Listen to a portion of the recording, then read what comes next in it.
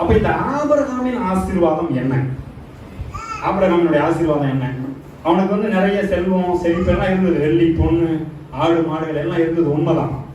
ஆனால் அதை விட பெரிய ஆசீர்வாதம் என்னன்னா, தேவனும் அவனும் நண்பர்களாகிவிட்டார்கள். அந்த ஆசீர்வாதம் அன்னைக்கு பழைய ஏற்பாட்டுல எல்லாருக்கும் கிடைக்கல பாருங்க. எல்லாருக்கும் அந்த மாதிரி தேவனோடு பேச முடியாது. ஆனா இவன்கிட்ட ஃப்ரெண்டு மாதிரி பேசுறேன், இந்தப்பா நல்லா இருக்கியான்னு கேட்க, இவன்கிட்ட சொல்லாம எதையும் நான் செய்வேனோ அப்படின்றாரு.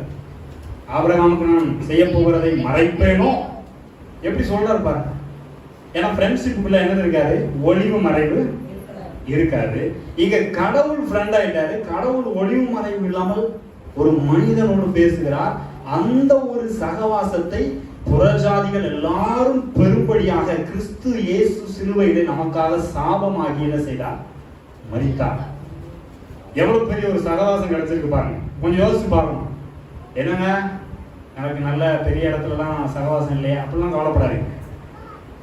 அரசியல்வாதிகள் கூட சகவாசம் இல்லையா, கவலைப்படாதீங்க, தைரியமா இருங்க. அதை விட பெரிய ஒரு ஆண்டவரோட நமக்கு சகவாசம் இருக்கிறது. அரசியல்வாதிகளும் உண்டாக்குனவரோட சகவாசம் இருக்கு. நம்ம அதை விட்டுட்டு இதை பத்தி போட்டு கவலைப்பட்டு இருக்க கூடாது. அப்போ ஆபிரகாமுக்கு உண்டான ஆசீர்வாதம் கிறிஸ்து இயேசுனா நமக்கு ஏற்கனவே என்ன ஆகிவிட்டது, உண்டாகிவிட்டது. பெரிய ஒரு சகவாசம் உண்டாகிவிட்டது. அது மாத்திரமல்ல, இந்த சகவாசம் எந்த அளவுக்கு போயிடுச்சுன்னா, ஆவியை குறித்து சொல்லப்பட்ட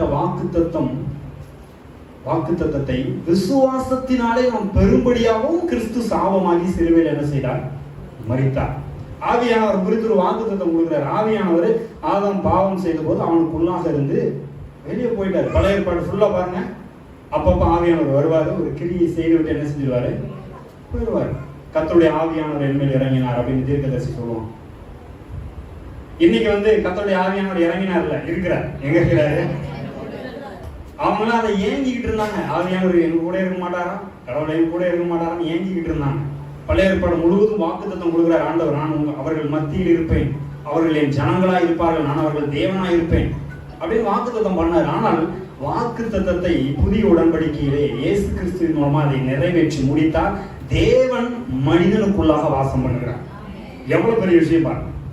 எல்லாரும் கடவுளை தேடி அங்கங்க அலைஞ்சிட்டு இருக்கிற கடவுளை இங்க என்ன பண்றாரு, இப்ப நான் உனக்குள்ள வந்துடுறேன்ப்பா. எவ்வளவு பெரிய ஒரு பாக்கியத்தை கொடுத்திருக்கிறார். இப்ப